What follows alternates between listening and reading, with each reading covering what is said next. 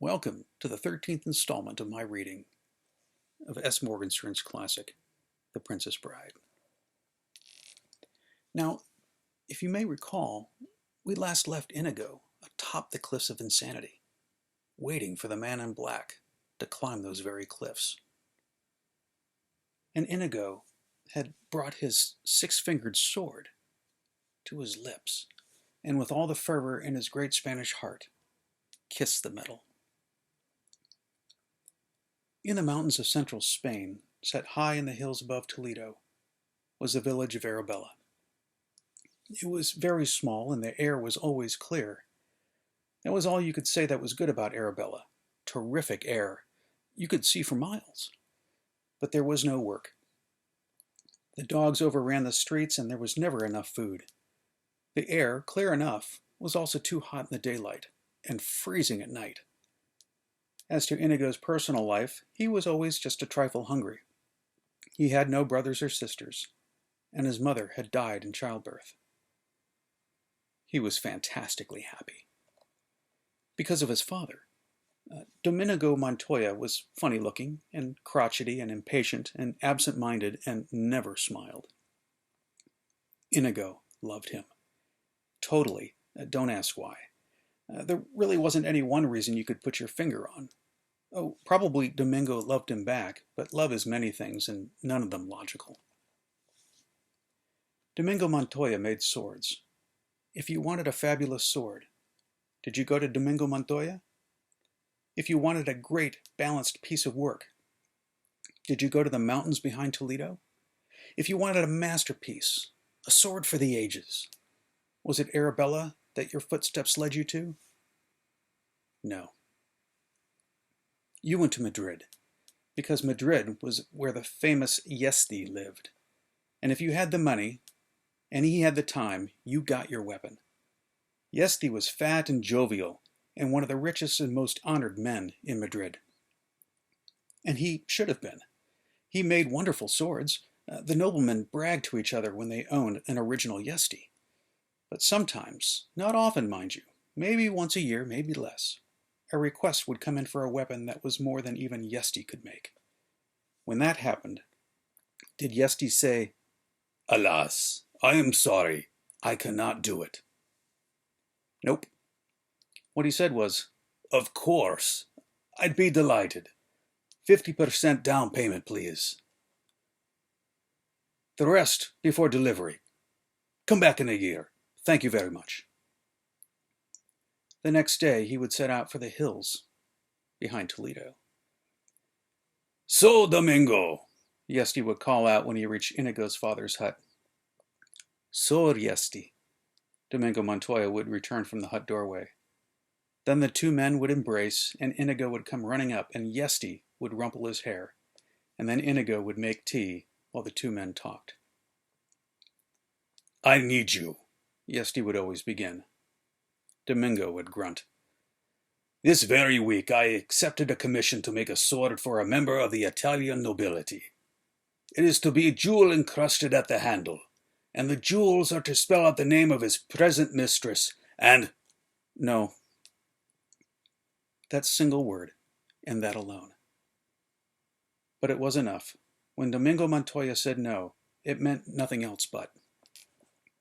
Inigo, busy with the tea, knew what would happen now. Yesti would use his charm. No. Yesti would use his wealth. No.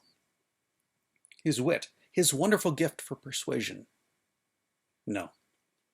He would beg, entreat, promise, pledge. No. Insults. Threats. No. Finally, genuine tears. No. More tea, Yesti. "Perhaps another cup, thank you." Then, very big, "Why won't you?" Inigo hurried to refill their cups so as never to miss a word. He knew they had been brought up together and had known each other 60 years, had never not loved one another deeply, and it thrilled him when he could hear them arguing. That was the strange thing. Arguing was all they ever did. "Why? My fat friend asks me why? He sits there on his world-class ass and has the nerve to ask me why? Yesty, come to me sometime with a challenge. Once, just once, ride up and say, Domingo, I need a sword for an 80-year-old man to fight a duel. And I would embrace you and cry, yes! Because to make a sword for an 80-year-old man to survive a duel, that would be something. Because the sword would have to be strong enough to win, yet light enough not to tire his weary arm. I would have to use my all to perhaps find an unknown metal, strong but very light, or devise a different formula for a known one, mix some bronze with some iron and some air in a way ignored for 1,000 years. I would kiss your smelly feet for an opportunity like that, fat Yesty. But to make a stupid sword with stupid jewels in the form of stupid initials so some stupid Italian can thrill his stupid mistress? No, that I will not do. For the last time I ask you, please. For the last time I tell you, I am sorry, no. I gave my word the sword would be made, Yesty said. I cannot make it. In all the world, no one can but you. And you say no. Which means I have gone back on a commitment. Which means I have lost my honor. Which means that since honor is the only thing in this world that I care about, and since I cannot live without it, I must die. And since you are my dearest friend, I may as well die now with you, basking in the warmth of your affection. And here, Yesty would pull out a knife. It was a magnificent thing, a gift from Domingo on Yesty's wedding day. Goodbye, little Inigo, Yesty would say then. God grant you your quota of smiles. It was forbidden for Inigo to interrupt.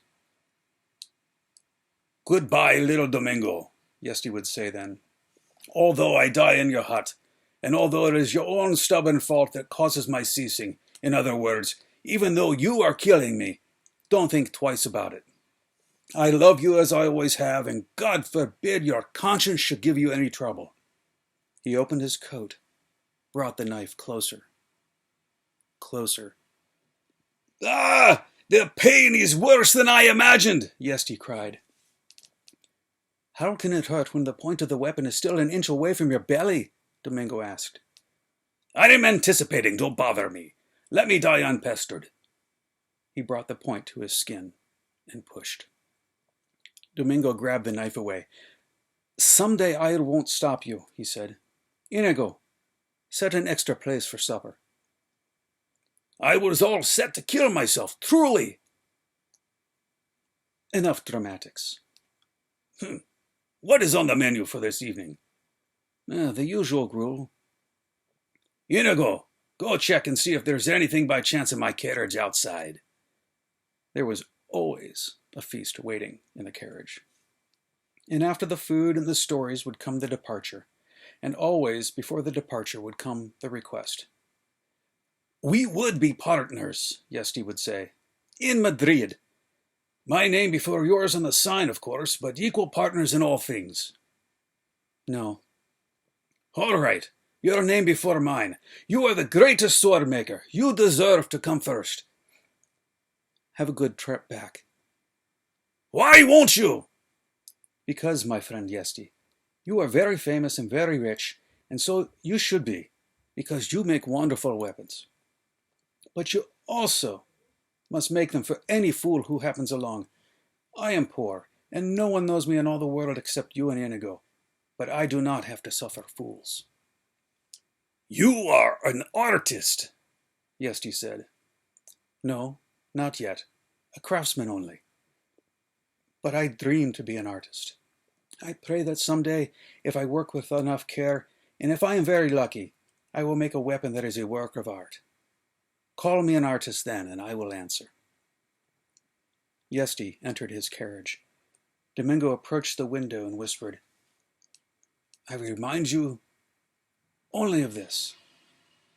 When you get this jeweled, initialed sword, claim it as your own. Tell no one of my involvement. Your secret is safe with me. Embraces and waves, the carriage would leave, and that was the way of life before the six-fingered sword. Inigo remembered exactly the moment it began. He was making lunch for them. His father always, from the time he was 6, let him do the cooking, when a heavy knocking came on the hut door. "Inside there!" a voice boomed. "Be quick about it!" Inigo's father opened the door. "Your servant," he said. "You are a sword maker," came the booming voice, "of distinction. I have heard that this is true." "If only it were," Domingo replied, "but I have no great skills. Mostly I do repair work. Perhaps if you had a dagger blade that was dulling, I just might be able to please you, but anything more is beyond me." Inigo crept behind his father and peeked out. The booming voice belonged to a powerful man with dark hair and broad shoulders who sat upon an elegant brown horse. A nobleman, clearly, but Inigo could not tell the country. "I desire to have made for me the greatest sword since Excalibur." "I hope your wishes are granted," Domingo said. "And now, if you please, our lunch is almost ready." "And I did not give you permission to move. You stay right exactly where you are or risk my wrath, which, I must tell you in advance, is considerable. My temper is murderous. Now, what were you saying about your lunch?" "I was saying that it will be hours before it is ready. I have nothing to do and would not dream of budging." "There are rumors," the nobleman said, "that deep in the hills behind Toledo lives a genius, the greatest sword maker in all the world." "He visits here sometimes. That must be your mistake. But his name is Yesti, and he lives in Madrid." "I will pay 500 pieces of gold for my desires," said the big-shouldered noble. "That is more money than all the men in this village will earn in all their lives," said Domingo. "Truly, I would love to accept your offer, but I am not the man you seek." "These rumors led me to believe that Domingo Montoya would solve my problem." "What is your problem?" "I am a great swordsman, but I cannot find a weapon to match my peculiarities, and therefore I am deprived of reaching my highest skills. If I had a weapon to match my peculiarities, there would be no one in all the world to equal me." "What are these peculiarities you speak of?" The noble held up his right hand. Domingo began to grow excited. The man had 6 fingers. Thanks for reading with me. We'll see you tomorrow night.